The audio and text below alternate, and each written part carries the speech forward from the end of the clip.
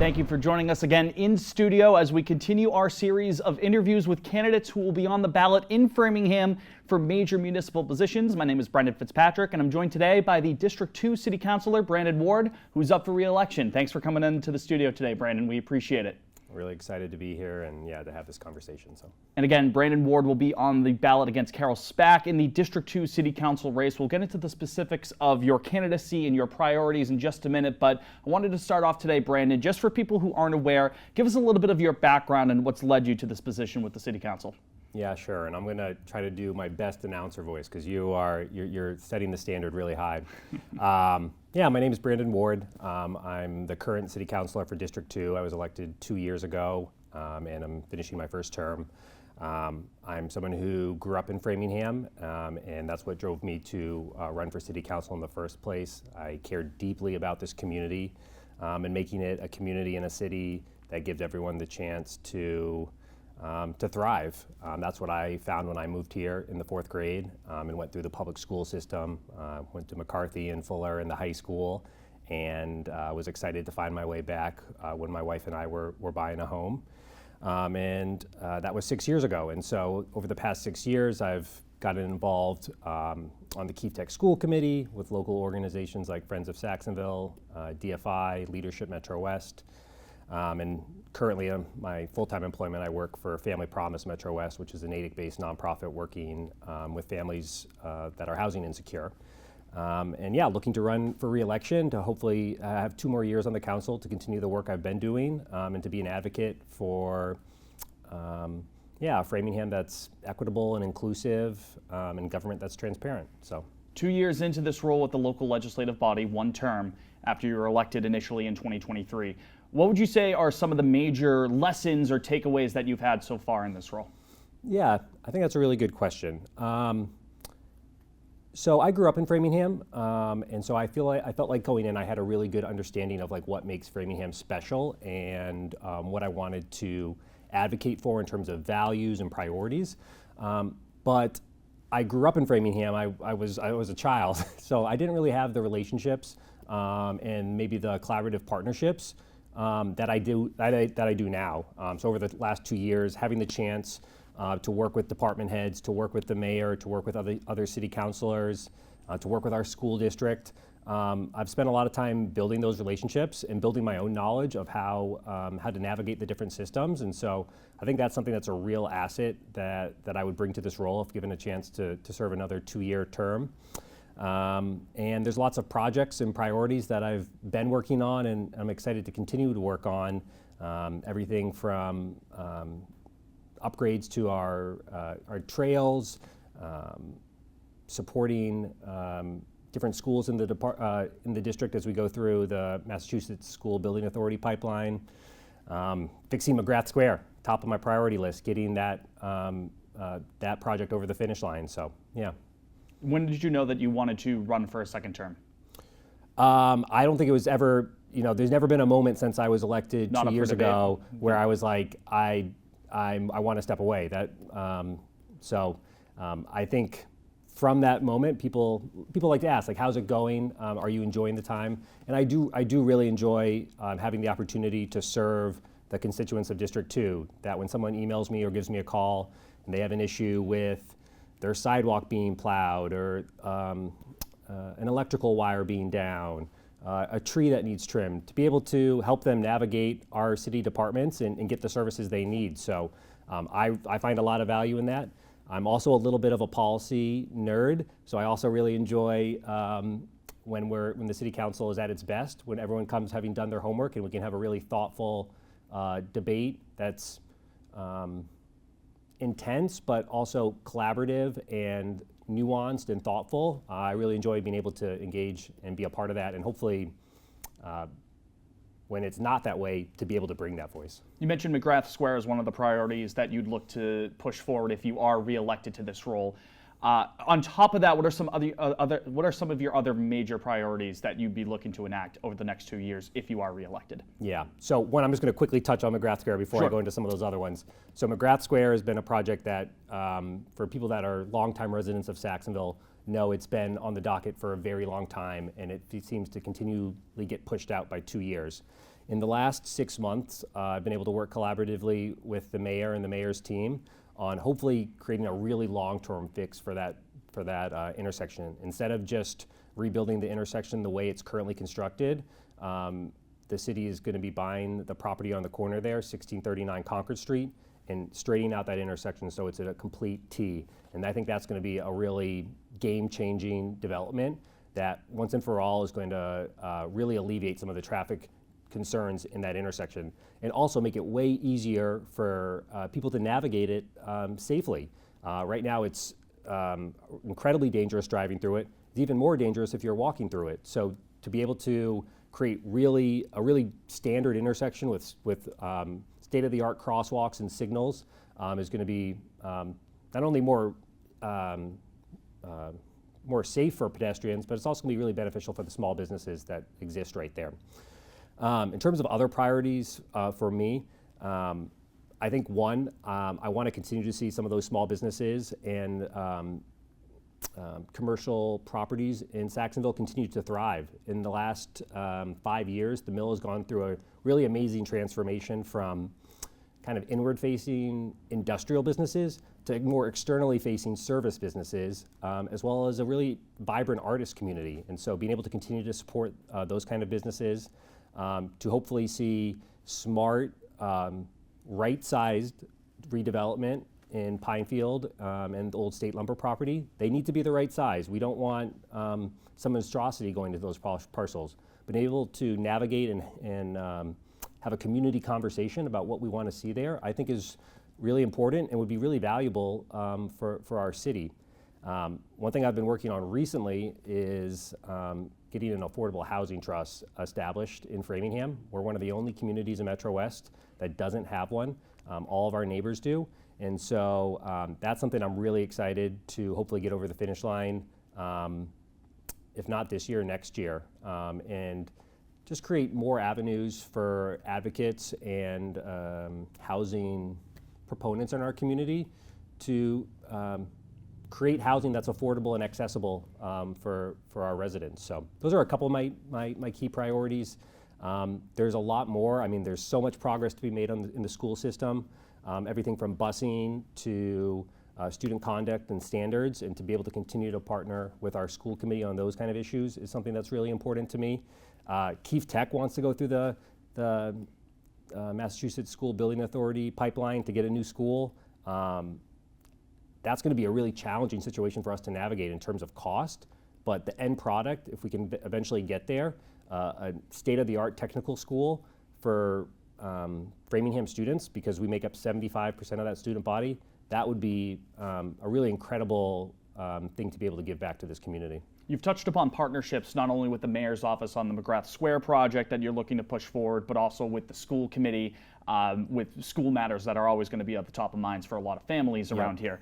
From your perspective in the city council, how do you think, what do you think the state of relationships are with the mayor's office, the school committee, other facets of the municipal government? What's working well in terms of the city council's communications and process with those facets, and what might need to be tweaked over the coming years? Yeah, that's a really good question.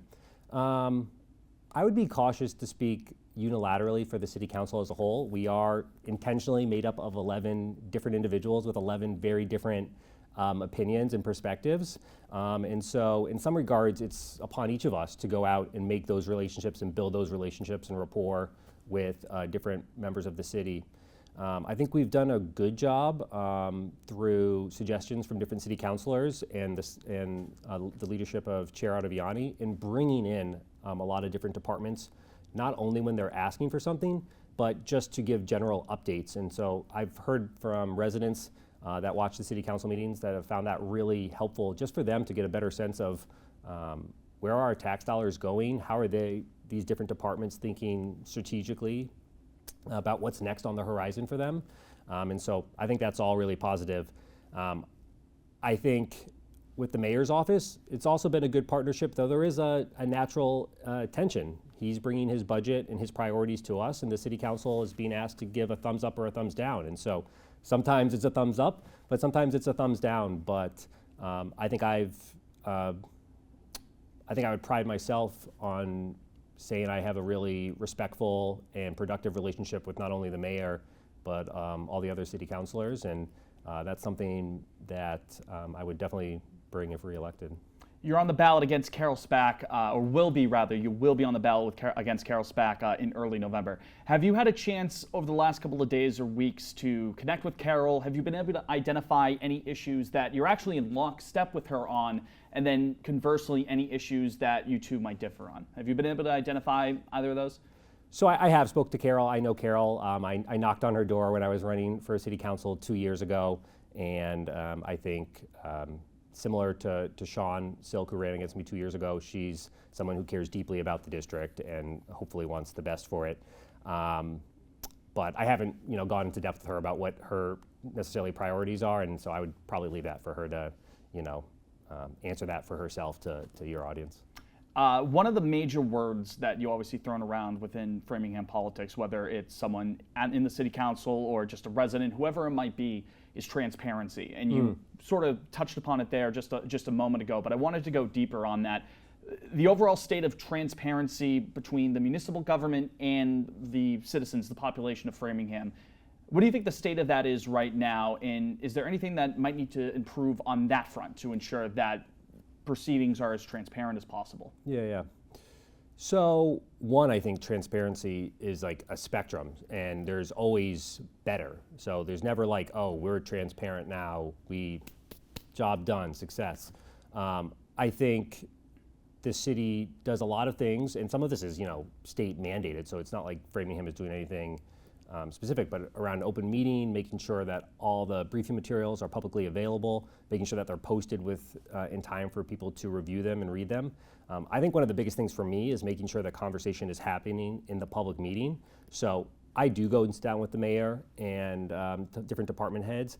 That shouldn't be a substitute for the conversation happening at the city council meeting, because that's what transparency is that we're gonna have that same conversation about the different priorities, the different concerns that residents have, and you need to answer them in front of the public so that people have those same answers. And so I always, when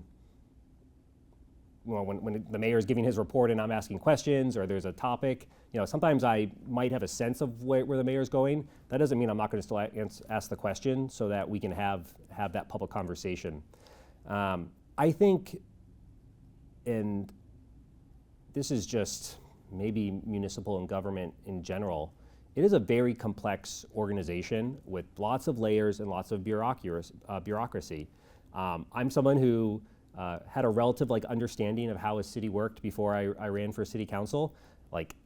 I'll be honest, it was a lot of learning for me over the last 2 years around DPW. What does our stormwater management look like? What does our sewer look like? What does our water look like?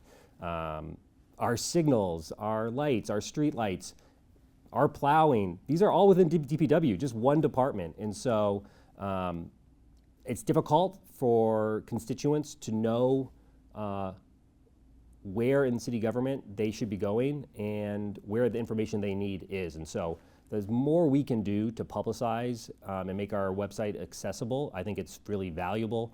The more we can do to put materials up on the website so that they're publicly available, not only when someone's submitting a FOIA, a Freedom of Information request, or it's coming before the city council. Those kind of things should be available. And I know other councilors and former councilors at different times have really advocated for making sure that all of our financial data is publicly available on the website. That's a really important thing for someone who has a concern that they want to look at and want to have addressed, to not have to go spend a million years digging. So we're sitting here in the studio in September. We're still a handful of weeks away from Election Day. But when that time does come, Brandon, when people are getting ready to fill out their ballots, when they see this race in District 2 for City Councilor, what would be one thing you would want them to think about? That's a great question. I guess I would hope they would see me as a person in terms of my values and my beliefs and my priorities. I'm someone who grew up in Framingham and cares deeply about this community. I'm someone who cares, and let me just kind of take a step back. I came to Framingham in the 4th grade after having lived in 3 states in 3 years, having gone to 3 different elementary schools, when I landed in Framingham, I found a community that really wrapped its arm around me. And so that's stuck with me my entire life. It's why I moved back to Framingham. To be able to give that kind of welcoming and inclusive embrace to all residents is something I care really deeply about. And so making sure our schools do that, making sure our city government does that, making sure our community does that. And so I hope people would see that part of me, in addition to, I think, a lot of the professional and personal relationships I bring to the role, I'm bringing a real passion and come from a really good place in my heart. And again, folks, that's Brandon Ward. He will be on the ballot in District 2 for the City Council seat there in early November. Until then, Brandon, we appreciate you taking time out of your day to join us in the studio for this conversation. Thank you. Thank you so much, Brendan. Hello everyone, my name is Brandon Job, and today I'm here with Carol Spack, who is running for District 2 City Council of Framingham. Carol, nice to be with you today. Now, before we get to anything, deep, kind of let the people know like how you got involved with the City Council here in Framingham, and just your background and everything. My interest in the City Council grows out of my interest in public service, which has been lifelong. I served on the Framingham Planning Board 3 3-year terms from 2003 to 2012. Wow. And that was once a week, 7 p.m., at least until midnight, every week for 9 years. I would very much like to resume my public service. In Framingham, we have a city form of government, and that means that it's the City Council that has substantial responsibility for legislating, for creating new laws, and for overseeing and appointing boards, including the planning board. So I would say this is resuming my public service. I grew up in Framingham. I moved away. I came back in 1993, and I have been here since then. I know the town. I love the town. Yeah. I know we're now legally a city and would like to contribute. Okay. Now, it's a good thing, obviously, that you've been growing up here in Framingham and obviously like knowing the area and everything like that. What are some things that you've seen maybe that have been different from the council before growing up for you and then towards now? The difference having a city form of government with a city council, or situations, or whether it's city, council in general, like towards your liking, doesn't matter. What I see that looks like it's similar to what it used to be is, and that was the Board of Selectmen, is that the way decisions are made is far removed from individual Framingham residents. Okay. And there is a sense now that we have a city council of 11 people rather than a town meeting with potentially 220 people, that there's no access to the people who make decisions that affect everyone every day. And I therefore think access to government is one of the most important issues right now. And as a candidate, my commitment is to access and accountability both during the hearing process, during the process of listening to what people want, listening to what the city's trying to accomplish, and before taking a vote. I think that gap between what happens in City Hall and what people are thinking has gotten much, much wider. Yeah. And you speak about that access. Do you feel like people here in Framingham are not so much in tune with what goes on in City Hall? There's little opportunity. There are meetings every 2 weeks, and a person can go to a website and get an agenda. However, the local newspaper has very few subscribers, and people don't know where to turn. I mean, they literally don't know where to turn. They have said to me in District 2, I don't know who my District 2 city councilor is. I've been going door to door with flyers. And so the question I ask is how to bring people in. And one thought that I've had is maybe there will be quarterly city council meetings, and those will be in bigger settings, bigger venues elsewhere in town. High school auditorium. Yes. We might travel a little bit, just like the concerts on Friday night were in different parks. Yep. A little bit of bread and circus was spread around. Okay. I would say something as important could also be located, as I say, on a quarterly basis. So more people could come, there'd be a little bit of excitement, there'd be curiosity and a feeling of, I know this building and I can come into this building. For big topics, we may not be providing enough physical space for people to think I can come. And also, do people really believe that their vote makes a difference? And the answer is yes. Look at our national government. 70 million people did not vote. It makes a difference if you vote, and it makes a difference if you come to city council meetings. So I would like to Now, encourage that. if you were to be elected, what are some things that you would like to inform the people for why you would be someone that they should vote for the city council, and what things would be your top priorities to get accomplished? I have 3 qualifications that will, I believe, be a contribution to the city council. Expertise. I have been a lawyer in Massachusetts since 1988, and I practiced in the field of art law, nonprofit organizations, housing, land use, and nonprofit organizations. I have a perspective, and that's what a legal training does, that there are entire systems. I take a big picture view. A question never exists in isolation.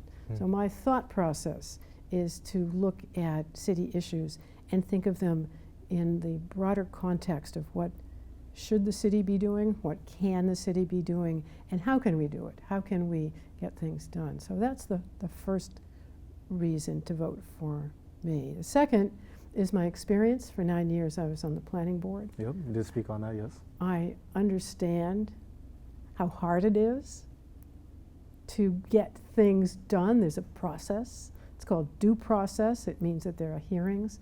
We want people to come in and ask questions. It takes time. Democracy takes time.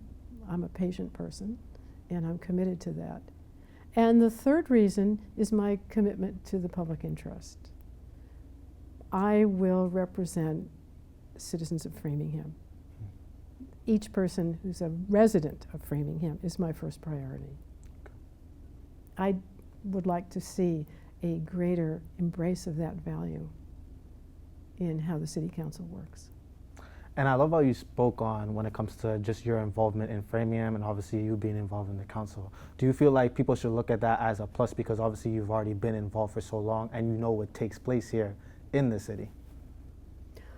It's an advantage because I am not undertaking this campaign lightheartedly. I know it requires an enormous time commitment. And you've been hands-on, of course. And I have the willingness to commit that time. I work full-time as an antique map dealer now. Okay. I am taking on what I think will be a second full-time job, and I'm committed to that, and that's what it requires. I know how much collaboration is required, not just among city council members, but with different views, with different ways of approaching problems, but also within City Hall.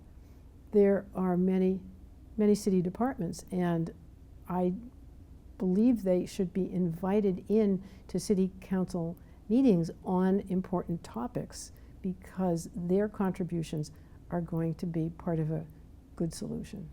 Good. And you speak about contributions. What contributions specifically, especially when it comes to the people out there that are trying to get involved within the city council or just the council in general? How can people participate? Yes, when it comes to their contributions that they can pay for towards here in Framingham. At the simplest level, go to the city clerk's office website and look at what's called the district map. On my website, which is carolspack.com, I have a link to the city district maps and figure out what district you're in. Okay. It's not obvious because the district's lines were drawn in 2018 when Framingham became a city, and the lines were drawn by the Commonwealth of Massachusetts, and for the most part they relate to state rep voting districts. So it's not intuitive what district you live in. I was in precinct 5. So now I'm in District 2, and District 2 has 3 precincts. So if you want to really get confused, you listen to the vocabulary, and you will see what district you're in and who is your city council member. Talk to that person. So at the most basic level, figure out what district you're in. You can talk to that person and pick one topic. It might be the way the roads are paved. In District 2, in the neighborhood where I live, Pinefield, a lot of people are troubled by the pavement that was put down. It's not the same quality as our general roads, but don't know who to talk to. Talk to your city councilor. Come to a hearing. There's a public participation period at every city council meeting, and you can come and speak at the beginning of the hearings. They're once every other week. Okay. Coming in to speak to obviously make your Yes. voice heard, especially Yes. for what's going on here in the Yes. city. And if you're really shy, write a letter. Okay. Send a note, send an email. It's okay to do that too. Okay. Now, I saw when it comes to your experience on the planning board, how do you think that can inform when it comes to your tenure on the city council, especially what you had just mentioned earlier? One of the things that I learned on the planning board, whose time is spent primarily reviewing development applications, and that can be a file this thick, and that could be a plan set of plans that size. What I learned is it's not what's in the file that's most important, it's what's missing. And you need the critical thinking skills and the judgment and the specific knowledge to say to the applicant, I don't have any information on this. You have to ask probing questions. And I expect that that will be true for city council projects as well. And it won't be developers necessarily coming to the city council, but departments and the mayor's office Yes. coming to the city council and asking for an approval. And I will sit there and ask probing questions. I'm a fact-based person, and I cannot vote and cannot fully review or analyze a topic unless I have the facts that I think are required to make a fully thoughtful decision. So that's what 9 years taught me. It's what isn't there. Okay. That's key. Okay. And yeah, just like that, the fact that you have that experience, and obviously you're knowledgeable, knowing that you grew up here and you saw what has transpired so far, from Yes. even from just being a town to now obviously being a Yes. city. So, but as we begin to wrap up, is there anything you want to tell the viewers for like why you should go out and vote for you? And again, just stressing again, hey, like this is why you guys should really be involved in what goes on in the city council here in Framingham. What I would like to say to the voters, and that's voters of all ages, and both people who've grown up here and people who have moved here, is my commitment is to represent you. I'm a curious person, I'm a creative person, I very much enjoy meeting people, and I encourage you to contact me. My website has a phone number. You're welcome to call, you're welcome to send emails. I will represent the residents of Framingham. I know the job requires balancing interests. That means balancing the interests of residents, of the city government, and people who come in to do business with Framingham. But our town is not a business. Our town is to provide a certain quality of life for people who live here now and who will live here. And that is uppermost on my mind. Well, I just want to thank you again, Carol, Thank for you. coming in Thank you. and sharing your time with us today, and I wish you the best Thank of you. luck in your running. Thank you.